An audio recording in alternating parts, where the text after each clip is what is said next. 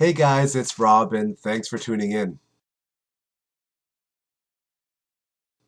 So I spent a good part of my weekend watching the MLG Anaheim. I had one screen going StarCraft, one screen going League of Legends, and I was in game watching heaven.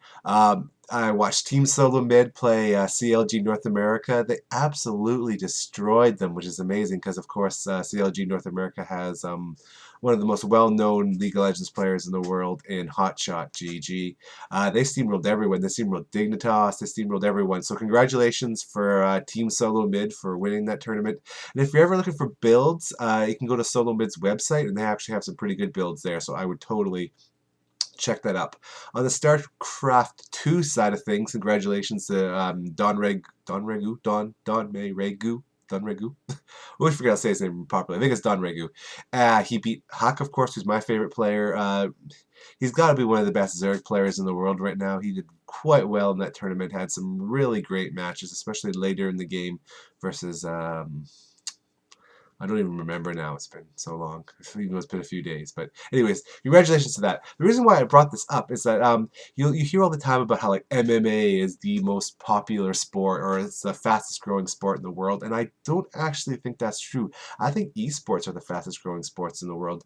In fact, as I was doing a little bit of looking up on MLG to see who won and who beat who to get to where they were in the tournament, I saw an interesting article saying that CBS this fall will be actually putting some MLG events on TV. And I kind of knew this was coming. I didn't know whether it was a year in advance or 2 years from now, but I knew that some television network would actually be picking up some esports soon. And it turns out that CBS is doing that. So I'm very excited to see that. This will be a continuation of the fad of Barcraft and all these other things. And yeah, it's nice to see that these gamers are getting some recognition for all the hard work they're putting in and that people like us don't have to always tune online, that we can actually go and watch them on TV. And ultimately, although I prefer probably to watch it online because you can have all the screens going, I think it's going to be great because people who maybe haven't heard of these sports, play the sports casually, but don't know there are tournaments, will now be able to see them on a television network, and that's just going to bring so much more attention to some of the best games in the world, which MLG feature. Oh, right. Moving on, I'm going to continue with my series that I've been working on about geek girls. And I figured since I had asked the question about British series last week, I figured why not do this person this week? So last week was Dodger, and this week the geek girl is... That's right, it is Emma Watson.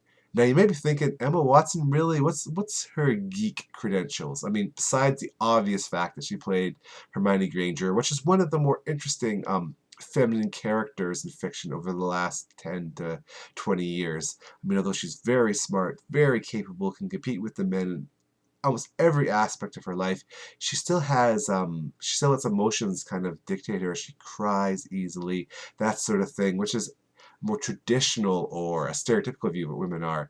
So very interesting character, but putting that aside, this is not a Hermione Granger study. Yeah, Emma Watson. Obviously, she's very smart and very articulate too. If you ever listen to interviews of her, she did very, very well in school and went to Brown for a few months to do English literature. Unfortunately, because she's so famous, it was pretty hard for her to continue on, if you believe the news stories. So yeah, intelligent in that way, intelligent conversations, interested in history and literature and those sort of things, which is um, great for any geek. But I think the reason why I particularly picked her, besides the fact that she's very pretty, is she represents how actors or singers or people can be drawn into geek culture so easily if you play that iconic role. So you may not have never played board games or done video games or anything really geek culture, but you get that role and you just get drawn into geek culture and you become a geek icon and you embrace it and you go to conventions. And I think that she really represents that, as well as being, a smart intellectual type person on her own. So that is the Geek Girl for this week, Emma Watson. I'm going to wrap up by answering my question of the week from last week. And I asked you what your favorite British fantasy series was. I said Lord of the Rings, Harry Potter, Narnia, or anything else. Some of you thought you knew which one mine was. Partly because I've said that Lord of the Rings are my favorite movies, and if we were just basing these off movies alone, then I would say that, yeah, Lord of the Rings would probably win this out. But I'm basing this off of the books as well. And because of that, I've got to pick Chronicles of Narnia. Some of the other books have a few problems. Lord of the Rings, as awesome as it is, it's kind of unorganized. It's very long. Lots of people have a hard time getting through it because it's got all of the histories and the poetry, which I absolutely love. Uh, that's one of its major problems. The other problem too is that I guess it's a little bit of a hard read, where Narnia is not a hard read. Tolkien's details are both his greatest strength and his greatest weakness. It's awesome that he has all that detail in there, but it doesn't leave you as the reader as much imagination as the Narnia books do. Lewis covers things, the battles take a few sentences sometimes, so it allows you to think of what this battle might be like when animals and humans are fighting all together. The Narnia or the Harry Potter series is very good as well. One of its greatest strengths and also its greatest weakness is the fact that the books start off young and end older. And brilliant that Rowling did that because it works so well. You hook your reader when you're young and you get them as they age, and the books age with them. The only problem is, that makes them the old ones too old for some and the young ones too young for others. If that makes sense.